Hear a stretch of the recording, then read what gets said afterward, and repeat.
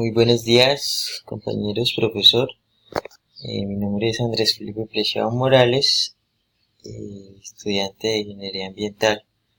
Bueno, el día de hoy vamos a hablar un poco acerca de termodinámica. En especial, entonces, vamos a empezar con las leyes de los gases ideales. Entonces, primero que todo, vamos a hablar de la ley de Charles. La ley de Charles corresponde a las transformaciones que experimenta un gas cuando la presión es constante. Cuando la presión es constante, tenemos entonces que si el volumen aumenta, la temperatura también aumenta. Y si el volumen disminuye, la temperatura también disminuye.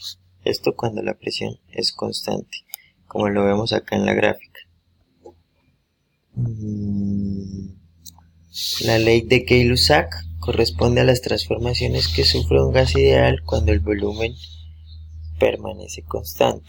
Entonces, igual, cuando el volumen permanece constante, las variaciones entre presión y temperatura también son iguales. Entonces, si el volumen es constante y la presión aumenta, la temperatura también aumenta. Vamos a ver aquí en la gráfica. Aquí tenemos presión y temperatura. Entonces el volumen es el mismo, pero la presión en este caso aumenta y la temperatura también aumenta. La ley de Boyle corresponde a las transformaciones que experimenta un gas cuando su temperatura permanece constante. Entonces, cuando la temperatura es constante, la presión es inversamente proporcional al volumen. Es decir, en este caso tenemos la temperatura constante, entonces la presión aumenta y el volumen disminuye. Si la presión disminuye, como en este caso, el volumen aumenta. La ley de Avogadro. Entonces la ley de Avogadro nos dice que volúmenes iguales de distintas sustancias gaseosas medidos en las mismas condiciones de presión y temperatura contienen el mismo número de partículas. Es decir, que a misma presión y a misma temperatura, los volúmenes, las partículas van a ser las mismas. Por ejemplo, acá tenemos el volumen de hidrógeno con esta cantidad de partículas y el volumen de oxígeno. Y que pues al sumarlas nos va a dar la misma cantidad. Bueno, como ejercicio pues yo escogí este. Dice cuál es el volumen en mililitros que ocupa un gas ideal de 0.07 moles que se encuentran a una temperatura de 2152.48 grados Kelvin y a una presión de 6136 milímetros de mercurio. Entonces la fórmula para hallar esto, hallar una constante, entonces es PV igual a N por K por B por T, donde P es la presión absoluta medida en atmósfera, B es el volumen en litros, N es el número de moles del gas, KB es la constante de Boltzmann y T es la temperatura absoluta en grados Kelvin. Entonces vamos pues a reemplazar los datos. Primero que todo, la presión tenemos que, nos dan que es 6136 milímetros de mercurio, tenemos que pasarla a atmósfera. Entonces una atmósfera es igual a 760.002 milímetros de mercurio. Entonces hacemos una regla de 3 y nos da que 6133 milímetros de mercurio es igual a 8.07 atmósferas. El volumen no lo conocemos, es el que vamos a hallar. El número de moles es 0.07. La constante de Boltzmann, para este caso vamos a utilizar esta que es 0.0821. 1 por atmósfera sobre grados Kelvin por mol. y la temperatura es de 2152.48 grados Kelvin, entonces la dejamos así.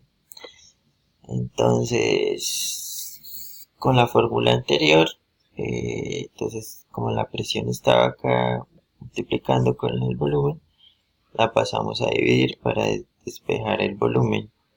Entonces, reemplazando los datos, el número de moles, la constante, la temperatura y la presión en la atmósfera, nos da que el volumen es igual a 15,3 litros. Pero el ejercicio nos pide el volumen en mililitros, entonces fácil, convertimos litros a mililitros y nos da 15.300 mililitros. Esta sería la respuesta. Bueno, segunda ley de la termodinámica. Cuando ocurre un proceso termodinámico, este ocurre en una sola dirección con respecto al tiempo, pero no viceversa. ¿Qué quiere decir esto? Esto quiere decir que, por ejemplo, si tenemos un vaso de vidrio y lo arrojamos al piso, este se va a quebrar, se va a romper, y es imposible que por forma natural este vuelva a su estado natural. Esto es más o menos lo que nos dice esta ley. También es imposible convertir completamente un tipo de energía a otro sin que éste cause pérdidas en el proceso. Esto se ve mucho en las máquinas térmicas. Siempre se va a convertir la energía, pero siempre van a existir pérdidas.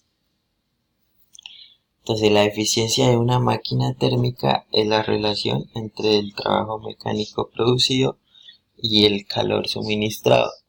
Y podemos encontrarla de diferentes formas con las diferentes fórmulas.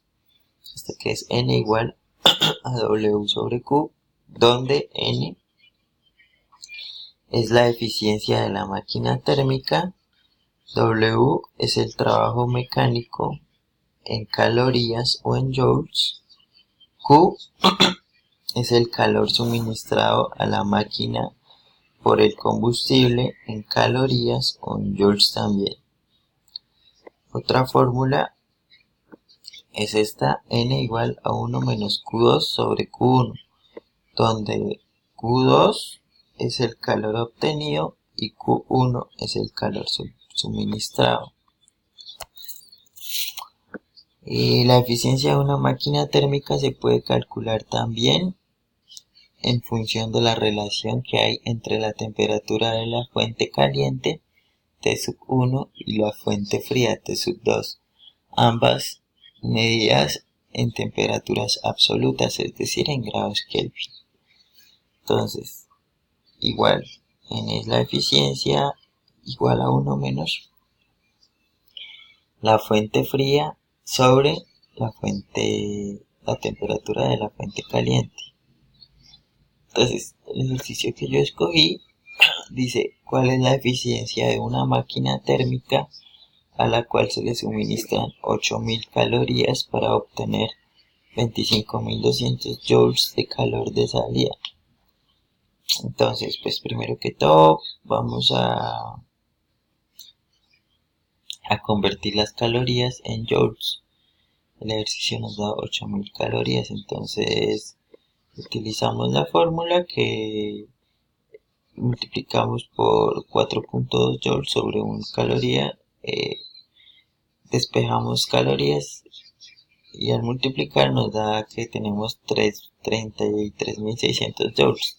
8.000 calorías es igual a 33.600 joules.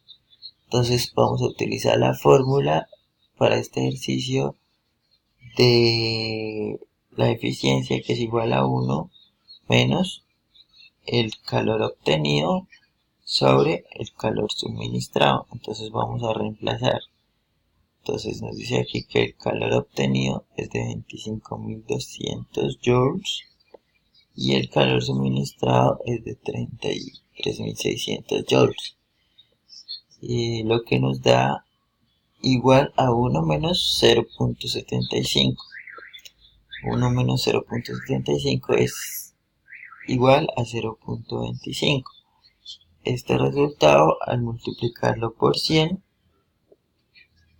nos daría en porcentaje, que nos daría que esto sería equivalente a un 25% de eficiencia térmica. Bueno, compañeros, espero que hayan entendido los dos ejercicios que propuse. Son ejercicios pues muy sencillos y pues espero que haya quedado claro. Muchas gracias.